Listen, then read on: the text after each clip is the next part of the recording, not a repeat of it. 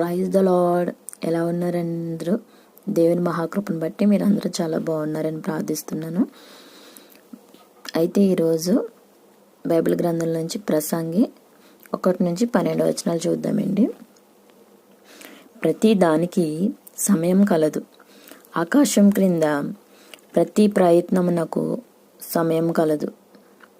పుట్టుటకు, చచ్చుటకు, నాటుటకు, నాటబడిన దాన్ని పెరికివేయుటకు, చంపుటకు, బాగు చేయుటకు, పడగొట్టుటకు, కట్టుటకు, ఏడ్చుటకు, నవ్వుటకు, దుఃఖించుటకు, నాట్యమాడుటకు, రాళ్లను పారవేయుటను, రాళ్లను కుప్పవేయుటకు,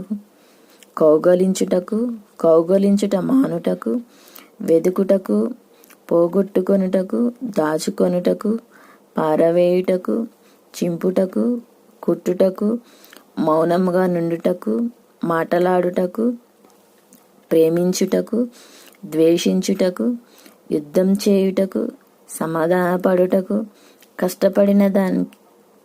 కష్టపడిన వారికి తమ కష్టము వలన వచ్చిన లాభమేమి? నరుల అభ్యాసం పొందవలనని దేవుడు వారికి పెట్టియున్న కష్టానుభవం నేను చూచితిని. దేని కాలం నందు అది చక్కగా నుండినట్లు సమస్తమును ఆయన నియమించి ఉన్నాడు.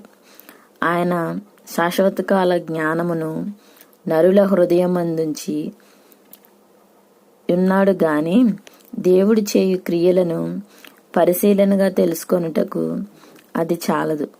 కావున సంతోషముగా నుండుట కంటెను, తమ బ్రతుకును సుఖముగా వెళ్ళబుచ్చుట కంటెను శ్రేష్టమైనదేదియు నరులకు లేదని నేను తెలుసుకొంటిని.